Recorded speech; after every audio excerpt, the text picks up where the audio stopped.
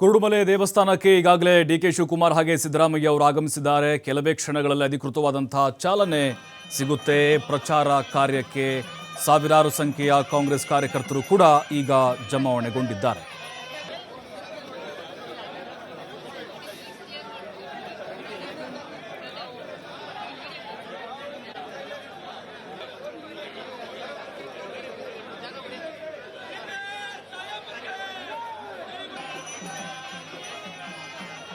ನೋಡಿ, ಈಗ 2023 ವಿಧಾನಸಭಾ ಚುನಾವಣೆಯ ಅಭೂತಪೂರ್ವವಾದಂಥ ಗೆಲುವು ಕಾಂಗ್ರೆಸ್ಗೆ ಬಂದಿತ್ತು. ಇದೇ ದೇವಸ್ಥಾನದಿಂದ ಚಾಲನೆ ಕೊಡಲಾಗಿತ್ತು. ಈಗ ಬೇರೆ ಬೇರೆ ಪಕ್ಷದವರು ಕೂಡ ಇಲ್ಲಿಂದ ಚಾಲನೆ JDSನವರು ಕೊಟ್ಟಿದ್ದರು, BJPಯವರು ಅವರು ಆ ಕಡೆ ಕೊಟ್ಟಿದ್ದರು. ಆದರೆ ಅದೃಷ್ಟ ಅನ್ನೋದು ಕಾಂಗ್ರೆಸ್ಗೆ ಒಲ್ದಿತ್ತು. ಆ ಶ್ರಮಕ್ಕೆ ತಕ್ಕಂಥ ಪ್ರತಿಫಲ ಸಿಕ್ಕಿತ್ತು. ಭರ್ಜರಿ 136 ಸ್ಥಾನಗಳು ಜನ ಅವರಿಗೆ ಆಶೀರ್ವಾದ ಮಾಡಿದರು. ಹಾಗಾಗಿ ಈ ಗಣೇಶನ ಮುಂದೆ ಏನಾದರೂ ಬೇಡಿಕೊಂಡ್ರೆ ಅದು ಈಡೇರುತ್ತೆ ಅನ್ನುವಂಥ ನಂಬಿಕೆ ಇದೆ. ರಾಜಕೀಯ ಪಕ್ಷದವ್ರಿಗೂ ಕೂಡ ಅದು ಜಾಸ್ತಿನೇ ಇದೆ. ಹಾಗಾಗಿ ಅಲ್ಲಿಯ ಒಂದು ಆಚರಣೆಗಳಾಗಿರ್ಬೋದು, ಜೊತೆಗೆ ಅಲ್ಲಿನ ಕೋರಿಕೆಗಳಾಗಿರ್ಬೋದು, ಕಾಂಗ್ರೆಸ್ಗೆ ಅದು ಅನುಕೂಲಕರವಾಗಿ ಲಾಸ್ಟ್ ಟೈಮಲ್ಲಿ ಆಗಿದೆ ವಿಧಾನಸಭೆ ಚುನಾವಣೆಯಲ್ಲಿ. ಹಾಗಾಗಿನೇ 28 ಲೋಕಸಭಾ ಕ್ಷೇತ್ರಗಳ ಪೈಕಿ ಈಗ ಮೊದಲೇ ಹಂತದ 14 ನಡೆಯುತ್ತೆ. ಅದರಲ್ಲಿ 10 ಆದರೂ ಗೆಲ್ಲೇಬೇಕು ಅಂತ, ಇನ್ಕ್ಲೂಡಿಂಗ್ ಕೋಲಾರನ್ನು ಕೂಡ ಸೇರಿಸಿಕೊಂಡು ಗೆಲ್ಲೇಬೇಕು ಅನ್ನುವಂಥ ಪ್ಲಾನ್ನ ಮಾಡಿಕೊಂಡಿದ್ದಾರೆ. ಹಳೆ ಮೈಸೂರು ಭಾಗದಲ್ಲೂ ಕೂಡ ತಮ್ಮದೇ ಆದಂತಹ ತಂತ್ರಗಾರಿಕೆಗಳನ್ನು ಹೆಣಿತಾ ಇದ್ದಾರೆ ಕಾಂಗ್ರೆಸ್ನ ನಾಯಕರು. ಯಾವುದೇ ಅಸಮಾಧಾನವಿಲ್ಲ, ಎಲ್ಲರೂ ಒಗ್ಗಟ್ಟಾಗಿದ್ದೇವೆ.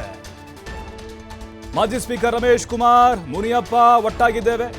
ಯಾವುದೇ ರೀತಿ ಮುನಿಸುಗಳಿಲ್ಲ. ಕೋಲಾರದಲ್ಲಿ ಕಾಂಗ್ರೆಸ್ ಅಭ್ಯರ್ಥಿ ಗೌತಮ್ ಸ್ಪಷ್ಟವಾಗಿ ಹೇಳಿದ್ದಾರೆ. ಕೋಲಾರದಲ್ಲಿ ಕಾಂಗ್ರೆಸ್ ಭಿನ್ನಮತ ಅನ್ನೋದು ಸುಳ್ಳು. ಎಲ್ಲ ಮುನಿಸಿಲ್ಲ, ಮರೆತಿದ್ದಾರೆ. ಮುನಿಸೇ ಇಲ್ಲ ಅಂದಮೇಲೆ ಯಾಕೆ ಬರುತ್ತೆ ಪ್ರಶ್ನೆ ಅನ್ನೋದು. ಸರ್ಕಾರದ ಗ್ಯಾರಂಟಿಗಳು ನಮ್ಗೆ ಆಶೀರ್ವಾದ ಮಾಡ್ತವೆ, ಕೈ ಹಿಡಿತವೆ. ಯಾವುದೇ ಅಸಮಾಧಾನ ಇಲ್ಲ. ರಮೇಶ್ ಕುಮಾರ್ ಟೀಮ್, ಮುನಿಯಪ್ಪ ಟೀಮ್ ಯಾವುದೂ ಇಲ್ಲ. ನಾವೆಲ್ಲರೂ ಒಗ್ಗಟ್ಟಾಗಿದ್ದೇವೆ. ನನ್ನ ಪರವಾಗಿ ಅವರು ಪ್ರಚಾರಕ್ಕೆ ಬರ್ತಾರೆ. ಕಾಂಗ್ರೆಸ್ ಅಭ್ಯರ್ಥಿ ಗೆಲುವಿಗೆ ಅವರ ಕೊಡುಗೆ, ಶ್ರಮ ಇದ್ದೇ ಇರುತ್ತೆ. ಭಿನ್ನಮತನ ಇಲ್ಲ. ಆ ಪ್ರಶ್ನೆ ಯಾಕೆ ಉದ್ಭವ ಆಗುತ್ತೆ ಅಂತ ಕೋಲಾರದ ಕಾಂಗ್ರೆಸ್ ಅಭ್ಯರ್ಥಿ ಗೌತಮ್ ಸ್ಪಷ್ಟವಾಗಿ ಹೇಳಿದ್ದಾರೆ ಮತ್ತು ಗೆಲುವಿನ ವಿಶ್ವಾಸವನ್ನು ವ್ಯಕ್ತಪಡಿಸಿದ್ದಾರೆ. ನಾವು ಕೂಡ ಗಮನಿಸಿದ್ವಿ ಕೋಲಾರದಲ್ಲಿ ಏನೆಲ್ಲ ಕ್ಷಿಪ್ರವಾದಂಥ ಬೆಳವಣಿಗೆಗಳಾದವು ಅಂತ. ಗೌತಮ್ ಈಗ ಗೆಲುವಿನ ವಿಶ್ವಾಸದಲ್ಲಿದ್ದಾರೆ. ನೋಡಿ, ಆರಂಭದಿಂದಲೇ ಅವರ ಕ್ಷೇತ್ರದಿಂದಲೇ ಈಗ ಅಂದರೆ ಕೋಲಾರದಿಂದಲೇ ಈಗ ಅಧಿಕೃತವಾದಂಥ ಚಾಲನೆ ಸಿಗ್ತಾ ಇದೆ. ಅಬ್ಬರದ ಪ್ರಚಾರ ಕಾರ್ಯವನ್ನು ಕೂಡ ಅಲ್ಲಿಂದಲೇ ಜೋಡೆತ್ತುಗಳು ಶುರು ಮಾಡ್ತಾ ಇದ್ದಾರೆ.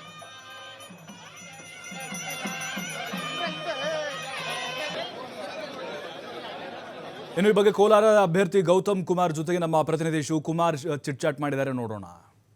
ಕುರುಡುಮಲೆಯಿಂದ ಕಾಂಗ್ರೆಸ್ ಪ್ರಚಾರ ನಡೀತಾ ಇದೆ. ಇದೀಗ ನಮ್ಮ ಜೊತೆ ಕೋಲಾರ ಕಾಂಗ್ರೆಸ್ ಅಭ್ಯರ್ಥಿ ಆಗಿರುವಂತಹ ಗೌತಮ್ ಅವರು ಇದ್ದಾರೆ. ಸರ್, ಇವತ್ತು ಪ್ರಚಾರ ನಡೀತಾ ಇದೆ. ಎಲ್ಲೆಲ್ಲಿ ಪ್ರಚಾರ ಆಗುತ್ತೆ? ಇವತ್ತಿನ ಪ್ರಚಾರ ಕೋಲಾರದಲ್ಲಿ ಎಲ್ಲೆಲ್ಲಿ? ದೇವರ ಸನ್ನಿಧಿಯಲ್ಲಿ ಪೂಜೆ ಮಾಡು ವಿದ್ಯುತ್ವಾಗಿ ನಾವು ಪ್ರಚಾರಕ್ಕೆ ಚಾಲನೆ ಕೊಡ್ತಾ ಇದ್ದೀವಿ. ಇಲ್ಲ, ನಾನಾಗ ಮಾಡ್ತಾ ಇದ್ದೀವಿ. ಇಲ್ಲಿಂದ ನಾವು ದರ್ಗಾ ಒಂದು ಭೇಟಿ ಮಾಡ್ತೀವಿ. ಅಲ್ಲಿಂದ ಅಂಬೇಡ್ಕರ್ ಪ್ರತಿಮೆ ಮಾಲೆ ಹಾಕಿ ಅಲ್ಲಿಂದ ನಾವು ರೋಡ್ ಶೋ ಸ್ಟಾರ್ಟ್ ಮಾಡ್ತಾ ಇದ್ದೀವಿ. ಸರ್, ಈ ಭಿನ್ನಮತ ಅದು ಇದು ಅಂತ ಏನೇನು ಹೇಳ್ತಾ ಇದ್ರು, ಅದೆಲ್ಲ ಏನು ಸರಿ ಹೋಯ್ತಾ ಹೇಗೆ ಅಂತ? ಸರ್, ಈಗ ಟಿಕೆಟ್ ಕೇಳೋದಕ್ಕೆ ಸ್ವಲ್ಪ ಜಟಾಪಟಿ ಆಗಿದೆ ಅಂತೂ ನಿಜ. ನನಗೆ ಬೇಕು ಅದು ಸರ್ವೇ ಸಾಮಾನ್ಯ. ಎಲ್ಲ ಕಡೆ ಟಿಕೆಟ್ಗೋಸ್ಕರ ಜಗಳ ಮಾಡ್ತಾರೆ. ಆದರೆ ಹೈಕಮಾಂಡ್ ಒಂದು ನ್ಯೂಟ್ರಲ್ ಕ್ಯಾಂಡಿಡೇಟ್ ಅಂತ ನನ್ನನ್ನು ಕಳಿಸ್ತು. ನೀನು ಭಾಳ ವರ್ಷಗಳಿಂದ ಕೆಲಸ ಮಾಡಿದೀಯಾ, ನಿಷ್ಠೆಯಿಂದ ಕೆಲಸ ಮಾಡಿದೀಯಾ, ನೀನು ನಿಂತ್ಕೋ, ನಿನ್ನ ಕ್ಯಾಂಡಿಡೇಚರ್ನ ಯಾರು ವಿರೋಧ ಮಾಡಲ್ಲ, ಯಾಕಂದ್ರೆ ನೀನು ಒಳ್ಳೆಯವನು ಅಂತ ಹೇಳಿ ನನ್ನನ್ನು ಕಳಿಸಿದ್ರು. ಎಲ್ಲರೂ ಒಪ್ಕೊಂಡು ನನ್ನ ಪ್ರಚಾರಕ್ಕೆ ಬರ್ತಾ ಇದ್ದಾರೆ ಎಲ್ಲರೂ. ಮುನಿಯಪ್ಪ ಅವರೇನೋ ನಾಮಪತ್ರ ಸಲ್ಲಿಕೆ ವೇಳೆ ಹಾಜರಿದ್ರು, ಆದರೆ ರಮೇಶ್ ಕುಮಾರ್ ಅವರು ಆಸ್ಪತ್ರೆಯಲ್ಲಿದ್ದರು ಅನ್ನುವಂಥ ಮಾತಿದೆ. ಸೊ ಈಗಿಬ್ರು ಕೂಡ ಈ ಪ್ರಚಾರ ಕಾರ್ಯಕ್ರಮದಲ್ಲಿ ಕೂಡ ಭಾಗಿಯಾಗ್ತಾರ? ಹೌದು, 100% ಬರ್ತಾರೆ. ಮುನಿಯಪ್ಪನವರು ನನ್ನ ನಾಮಪತ್ರ ಸಲ್ಲಿಕೆಗೆ ಬಂದಿದ್ರು. ರಮೇಶ್ ಕುಮಾರ್ ಆರೋಗ್ಯ ಸರಿ ಇಲ್ಲ ಅಂತ ಮೋಸ್ಟ್ಲಿ ಇವತ್ತು ನಾಳೆ ಬರ್ಬೋದು. ಕೋಲಾರದಲ್ಲಿ ವಾತಾವರಣ ಹೇಗಿದೆ ಸರ್? ಕೋಲಾರದಲ್ಲಿ ಹೇಗಿದೆ ಸರ್ ಈಗ ಟ್ರೆಂಡ್? ಕೋಲಾರದಲ್ಲಿ ಅಲೆ ನನ್ನ ಪರವಾಗಿದೆ. ಬಿಜೆಪಿ ಮತ್ತು JDS ಏನು ಹೊಂದಾಣಿಕೆಯಿಂದ ಒಂದು ಮೈತ್ರಿ ಅಭ್ಯರ್ಥಿ ಅಂತ ಹಾಕಿದ್ದಾರೆ.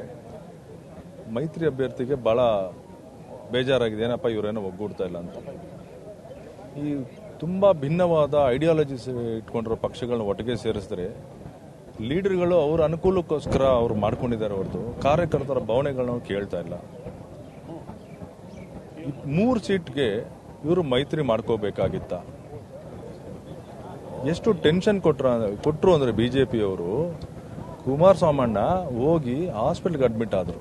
ಅಷ್ಟು ಟೆನ್ಷನ್ ಕೊಡೋದು. ಇದು ಬರೀ ಸ್ಟಾರ್ಟಿಂಗು. ಇವ್ರನ್ನ ಮುಗಿಸಿ ಮನೇಲಿ ಕೂಡಿಸ್ತಾರೆ. ನೋಡಿ, JDS ಪಕ್ಷ ನಮ್ಮ ಕರ್ನಾಟಕದಿಂದ ದೇವೇಗೌಡರನ್ನ ಕಳಿಸಿದ್ವಿ. ನಮಗೆ ನಮ್ಮ ಪ್ರಾಂತೀಯ ಪಕ್ಷ ಅಂತ ನನಗೂ ಹೆಮ್ಮೆ ಇದೆ. ಇಂಥ ಪಕ್ಷ ಹೋಗಿ ಬಿಜೆಪಿ ಜೊತೆ ಮಾಡ್ಕೋಬಾರ್ದಾಗಿತ್ತು, ಹೊಂದಾಣಿಕೆ ಮಾಡ್ಕೋಬಾರ್ದಾಗಿತ್ತು. ಅದು ಬರೀ ಆ ಕುಟುಂಬಗಳಿಗೆ ಮಾತ್ರ ಅವರು ಟಿಕೆಟ್ ಕೇಳಿಕೊಂಡು ಅದಕ್ಕೋಸ್ಕರ ಬಿಜೆಪಿ ಅಂತ ಪಕ್ಷ ಜೊತೆ ಹೋಗಿ ಕೈ ಚಾಚ್ಕೊಂಡು ಬೇಡ್ಕೊಂಡು ನಿಂತಿದ್ದು ನನಗಂತೂ ಸರಿ ಹೋಗ್ಲಿಲ್ಲ. ಸರ್ಕಾರದ ಗ್ಯಾರಂಟಿಗಳು ಈ ಬಾರಿ ಕೋಲಾರದಲ್ಲಿ ಕಾಂಗ್ರೆಸ್ ಅನ್ನ ಕೈ ಹಿಡಿತೆ, ಗೌತಮ್ ಕುಮಾರ್ ಅವರನ್ನ ಗೆಲ್ಲಿಸ್ತಾರೆ. 100% ಗ್ಯಾರಂಟಿ ಫಲಾನುಭವಿಗಳು ಪ್ರತಿಯೊಂದು ಮನೆಯಲ್ಲಿದ್ದಾರೆ. ಕರೆಂಟ್ ಇರ್ಬೋದು, ಗೃಹಲಕ್ಷ್ಮಿ ಯೋಜನೆಯಲ್ಲಿ 2,000 ರೂಪಾಯಿ ಇರ್ಬೋದು, ಅಥವಾ ಫ್ರೀಯಾಗಿ ಬಸ್ಸಲ್ಲಿ ಓಡಾಡೋದಿರ್ಬೋದು, ನಿರುದ್ಯೋಗ ಮಾಸಾಶನ ಕೊಡೋದು, ಬಡವರಿಗೆ ಅಕ್ಕಿ ಕೊಡೋದಿರ್ಬೋದು, ಪ್ರತಿಯೊಬ್ಬರು ಪಡ್ಕೊಂಡಿದ್ದಾರೆ. ಅದರಿಂದ ಜನ ನಮ್ಮನ್ನ ಕೈ ಹಿಡಿತಾರೆ. ಜನ ನೋಡಿದ್ದಾರೆ ಬಿಜೆಪಿ ಏನು ವಾಗ್ದಾನಗಳು ಆಶ್ವಾಸನೆಗಳು ಕೊಟ್ಟಿದ್ದು ಒಂದೂ ಈಡೇರಿಸಿಲ್ಲ. ಕಾಂಗ್ರೆಸ್ ಪಕ್ಷ ಅಧಿಕಾರಕ್ಕೆ ಬಂದ 6 ತಿಂಗಳಲ್ಲೇ ಎಲ್ಲ ಯೋಜನೆಗಳನ್ನು ಅನುಷ್ಠಾನ ಮಾಡಿದೆ. ಇದಿಷ್ಟು ಕಾಂಗ್ರೆಸ್ ಅಭ್ಯರ್ಥಿ ಗೌತಮ್ ಕುಮಾರ್ ಅವರ ಅಭಿಪ್ರಾಯ. ಕ್ಯಾಮರಾ ಪರ್ಸನ್ ಸಿದ್ದು ಜೊತೆ ಶಿವಕುಮಾರ್ ಜೋವಳ್ಳಿ, TV5 ಕೋಲಾರ. ಕೋಲಾರದ ಕಾಂಗ್ರೆಸ್ ಅಭ್ಯರ್ಥಿ ಗೌತಮ್ ಕೂಡ ಗೆಲುವಿನ ವಿಶ್ವಾಸದಲ್ಲೇ ಇದ್ದಾರೆ. ಅವರು ಕೂಡ ಹೇಳ್ತಾ ಇದ್ರಲ್ವಾ, ಯಾವ ಮುನಿಸಿಲ್ಲ, ಬಂಡಾಯ ಇಲ್ಲ, ಎಲ್ಲವೂ ಕೂಡ ಶಮನಾಗಿದೆ, ಎಲ್ಲರೂ ಕೂಡ ನನ್ನ ಪರವಾಗಿ ಪ್ರಚಾರಕ್ಕೆ ಬರ್ತಾರೆ ಅಂತ. ಈಗ ಸಿದ್ದರಾಮಯ್ಯ ಮತ್ತು DK ಶಿವಕುಮಾರ್ ಅವರಿಂದ ಅಧಿಕೃತವಾದಂಥ ಚಾಲನೆ ಇನ್ನೇನು ಕೆಲವೇ ಕ್ಷಣಗಳಲ್ಲಿ ದೇವಸ್ಥಾನದಿಂದ, ಗಣೇಶನ ದೇವಸ್ಥಾನದಿಂದ ಪೂಜೆ ಸಲ್ಲಿಸುವ ಮೂಲಕ ನೆರವೇರುತ್ತೆ. ಬಸ್ ಕೂಡ ಈಗಾಗಲೇ ರೆಡಿಯಾಗಿದೆ. ಪ್ರಜಾಧ್ವನಿ 2 ಇದು ವಿಧಾನಸಭೆ ಚುನಾವಣೆಯಲ್ಲಿ ಪ್ರಜಾಧ್ವನಿ 1 ಶುರುವಾಗಿತ್ತು. ಭರ್ಜರಿ ಪ್ರಚಾರದ ಮೂಲಕ ಇಡೀ ರಾಜ್ಯವನ್ನು ಸಂಚಾರ ಮಾಡಿ ಕಾಂಗ್ರೆಸ್ ಅಧಿಕಾರಕ್ಕೆ ಬರಲಿಕ್ಕೆ ಶ್ರಮಿಸಿದ್ರು. ಇಬ್ಬರು ನಾಯಕರು ಕೂಡ ಈಗ ಅದೇ ಮಾದರಿಯಲ್ಲಿ ಹೋಗ್ತಾ ಇದ್ದಾರೆ. ಪ್ರತ್ಯೇಕವಾದಂಥ ಪ್ರಚಾರಗಳು ಕೂಡ ಇರುತ್ತೆ. ಇದರಲ್ಲಿ ಜಂಟಿ ಪ್ರಚಾರ ಕಾರ್ಯ ಇರುತ್ತೆ. ಅದರ ಜೊತೆಗೆ ಅಲ್ಲಿ ಎಲ್ಲೆಲ್ಲಿ ಸಾಧ್ಯ ಆಗುತ್ತೋ ಪ್ರಚಾರ ಸಭೆಗಳನ್ನು ಕೂಡ ಮಾಡ್ತಾರೆ. ಹಾಗೆ ಬಾಬಾ ಹೈದರ ದರ್ಗಾಕ್ಕೆ ಕಾಂಗ್ರೆಸ್ ನಾಯಕರು ಭೇಟಿಯನ್ನು ಕೊಡ್ತಾರೆ. ಇಲ್ಲಿ ಪೂಜೆ ಆದಮೇಲೆ ದರ್ಗಾಕ್ಕೆ ಭೇಟಿ ಕೊಡ್ತಾರೆ. ಅದಾದಮೇಲೆ ಅಂಬೇಡ್ಕರ್ ಸರ್ಕಲ್ನಿಂದ ಸೌಂದರ್ಯ ಸರ್ಕಲ್ವರೆಗೂ ಕೂಡ ರ್ಯಾಲಿ ನಡೆಯುತ್ತೆ. ಸಾವಿರಾರು ಸಂಖ್ಯೆಯಲ್ಲಿ ಕಾರ್ಯಕರ್ತರು ಜಮಾವಣೆಗೊಂಡಿದ್ದಾರೆ. ಕೋಲಾರ ಗ್ರಾಮಾಂತರ ಆಗಿರ್ಬೋದು, ಮುಳುಬಾಗಿಲಾಗಿರ್ಬೋದು, ಸಾಕಷ್ಟು ಕಡೆಗಳಿಂದ KGF, ಈ ಎಲ್ಲ ಪ್ರದೇಶಗಳಿಂದಲೂ ಕೂಡ, ಅಂದರೆ ಎಲ್ಲ ವಿಧಾನಸಭಾ ಕ್ಷೇತ್ರಗಳಿಂದಲೂ ಕೂಡ ಕಾಂಗ್ರೆಸ್ ಕಾರ್ಯಕರ್ತರು ಆಗಮಿಸಿದ್ದಾರೆ. ಆರಂಭದಲ್ಲೇ ಕಾಂಗ್ರೆಸ್ಗೆ ಒಂದು ರೀತಿ ಉತ್ತಮ ಸ್ಪಂದನೆ ಸಿಗ್ತಾ ಇದೆ. ಶಕ್ತಿ ಪ್ರದರ್ಶನ, ಎಲ್ಲ ಸಚಿವರದು ಭಾಗಿಯಾಗ್ತಿದ್ದಾರೆ. ಈ ಹಿಂದೆ ಪರಾಜಿತ ಅಭ್ಯರ್ಥಿಗಳು, ಅಂದರೆ ವಿಧಾನಸಭಾ ಕ್ಷೇತ್ರಗಳಲ್ಲಿ ಮಾಜಿ ಶಾಸಕರು, ಹಾಲಿ ಜೊತೆಗೆ ಮಾಜಿ ನಾಯಕರು ಕೂಡ ಅಲ್ಲಿ ಭಾಗಿಯಾಗ್ತಿದ್ದಾರೆ.